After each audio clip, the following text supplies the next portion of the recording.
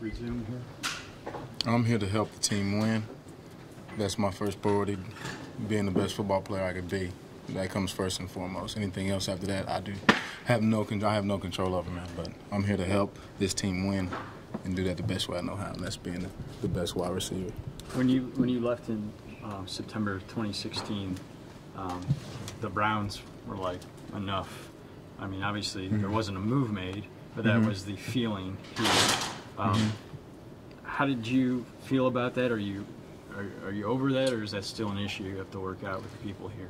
Considering my situation, I believe that's fair, just the frustration aspect of it. Myself, the franchise fans, everybody was frustrated at that point in time, so I understand it. And I believe me and Coach Jackson, Sacha Brown, the front office have moved on. They obviously welcomed me back into the organization. So that being the past is the past, and we're looking forward to this year. Do you feel like feel like when you come back in here now with a fresh, clean slate? Do I feel that way? Yeah. For me, yes. For me, it is. For everybody else, I can't speak for anybody else. But for me, I'm doing my part, and for me, it is a brand new thing. It's fresh faces, fresh experience, new opportunity, and I'm excited about it. So Can you give some examples of some of the people here who are helping you make a transition back? The organization in its entirety has been very instrumental in helping implement the transition back here. So I'm definitely appreciative of everybody. It's been a full job for everybody, I think, and I've leaned on everybody, and they've been able to help me. So I'm thankful for that. Are you frustrated at all in the timetable that gives you only 5 games? I mean, 6 seems to be a big number, but 5. Did you question why it turned out that way? It worked out the way it worked out. I have no control over that situation. More than anything, I'm just glad to be back playing in any capacity. The rest, I think, will take care of itself when it gets there. Josh, when I asked you in there, I did refer to that GQ article, but it is an important question. What will it be like to play a game sober when you haven't, and by your words, done that? Yeah, like I said before, I think anything like that has already been stated. Considering things in the past right now, I know I'm clean and sober, and I'm looking forward to that. And I think the ceiling is very high, and there's a lot of potential there.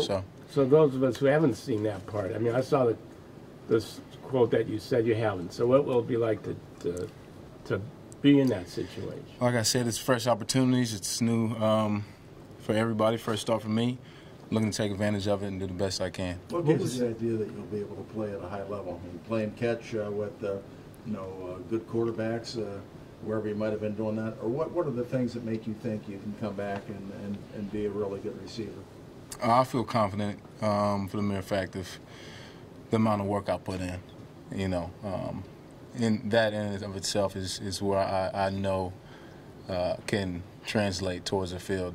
I feel as though I'll work harder than anybody else in my position, and I do that specifically to make sure and I can ensure myself to be the best version of myself I could be. And if I can get the rest of it, that's just extra for me, But I plan on being the best, and I plan on working harder and not working anybody else, opposing me or anybody in the room, just as far as it goes competition-wise, just to create that atmosphere. So for me, I'm definitely confident in what I can produce and what I can put out there. What was Hugh Jackson's message to you? What was that meeting like with him yesterday when you guys sat down face to face? It was good. It was good. It was a bunch of laughs, a bunch of smiles. Coach Jackson is a great guy. He understands football. He understands players. And me and him have a good relationship. And he's supportive more than anything. He's just shown his support throughout the entirety of my transition coming back. And I'm glad to be working with him, and I'm glad that he's here. What about Roger Goodell? I mean, you had an opportunity to sit down, to talk with him. Obviously, he laid things out to you, but could you just touch on your relationship with the commissioner and also, what he's done to help you? Commissioner Goodell has extended every resource possible. I definitely have to give a lot of thanks and gratitude towards the NFL, NFLPA, and the program altogether, just by allowing me the length of opportunity to get back and keep coming back and keep trying and keep trying. So he's been with me side by side in that fact, and talking with him, he continued to show that love and that support, you know, and I'm grateful to have him in my corner, and I know I can lean on him and rely on him, and he's been open and available, and just overall a real asset to me. Hey Josh, what's the dream for you? What going forward? What's the most you can possibly hope for? The most I could possibly hope for is being the best, as far as football goes, being the best wide receiver I could be, the best version of myself I could be, in the greatest shape possibly, and giving 100%.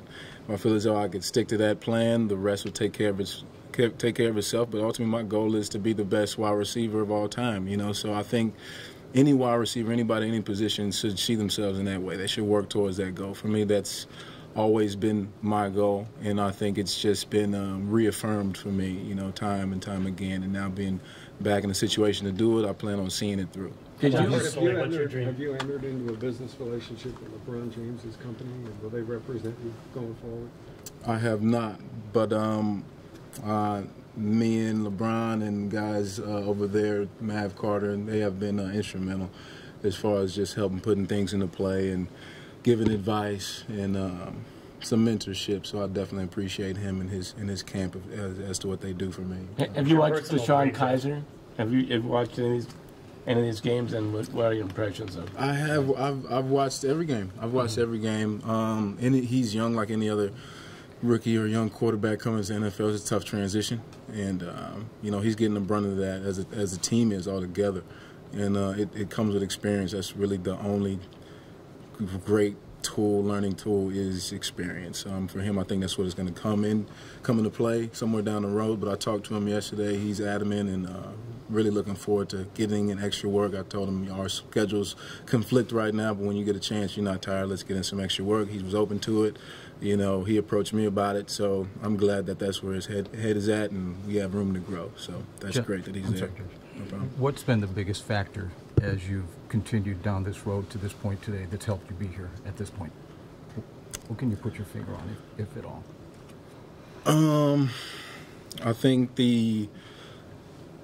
a newfound obsession of improvement, you know, just wanting to get better and get better every day. Wake up every day with a new opportunity to be the best wide receiver I could be, to be the best teammate I could be the best, you know, friend, every aspect of it. Just doing the most I could do without any type of regret, without any type of shortcoming, ultimately knowing you're not going to succeed at everything, you know, but those failures all come with experience and learn lessons, you know, and that's something I definitely take, and something I need to use, and something I do implement in my everyday life. So, Josh, when you talk about wanting to be the greatest receiver of all time, you haven't played in, 2.5 years. Is there regret there that 2.5 years of your prime you weren't able to be on the field? No regret. I think that whole experience was definitely fundamental in my growth, so I needed that. You had your big year with Brandon Wheaton, Jason Campbell, been to Hoyer, Manziel. Now you have guys like Kizer and Hogan here. Does it matter to you, the quarterback position? I think that just goes back to reflect on, you know, just some of the aspects of from working from what within I could work with, and that's just doing what I can do, regardless of the circumstances and the pieces around me, and hopefully I could help, you know, where I can to bring somebody else up by doing my part and just, you know, showing and proving by example, you know, whoever it is that's out there on your team, that this is what should, you know, the amount of work that should be put into. You can expect great things, and for quarterbacks, you know, whoever it may be, that hopefully consistently get one that's, you know, gonna prove himself and get acclimated and be there. But show the example that if he could do it, I could do it, and hopefully it is with DeShone Kizer, and we'll see going forward. You talked about being the best receiver in the league. That's professional. What's your personal goal on a day-to-day basis? Day-to-day basis is wake up and make sure I could improve somewhere that I felt I feel as though that there's a fault or there's a weakness, you know, and I think that every day there's something else to be worked on, whether it's on the field, outside of here, my relationship with my family, you know, whoever it may be, you know. So I always have to continue to check in with myself and take those inventories of specifically where I'm at with it today, and kind of just practice self-care. So that's what I try to do. Josh, on top of all the football stuff that you have to do, I think one of the things on Interrupted, I think it was, that you talked about that you're also going to have to work on being a father here for the first time. So what kind of a life-changing event might that be, and how committed are you to making that be a good thing for you too? I think all of it ties in very keenly to sports, to life. You know, they intertwine very, very closely and similarly. From just the overall stance of, you know, how I view life and my stance on life and the character in which I want to portray, and for my family, for my daughter, you know, be an example for my teammates, you know, really living it out. So for me, it definitely hits close to home on many different levels. You was doing the GQ, you really emptied your heart and soul in the GQ thing. Was that part of your therapy recovery? I'm just trying to be as transparent and as honest as I could be in a professional way, and in that platform, that's the way in which it was conveyed, you know, and trying to do the best I can to control that narrative. And for me, it's beneficial, kind of get out in front of it, you know, and let the rest take its natural course. When you talked about the harassment from some fans, do you think that was just a minority of the fans, a few whatever knuckleheads, or do you think that people in Cleveland turned on? That was just my experience, you know. I'm not saying that that's what it is for everybody. That was just my experience and me just telling the story. You know, that was my truth. But what was doesn't have to be, you know. So. Were you that transparent in your interview with Goodell, or would he have read that GQ interview and be surprised? No, he would not be surprised. I was definitely just as transparent. That's the way I plan to move on forward in interpersonal relationships, business relationships with people that need to know certain things in a professional manner or in a non-professional manner, as far as it goes, of just knowing that trust is there and putting it in a proper context, which people will not want to exploit. So yeah.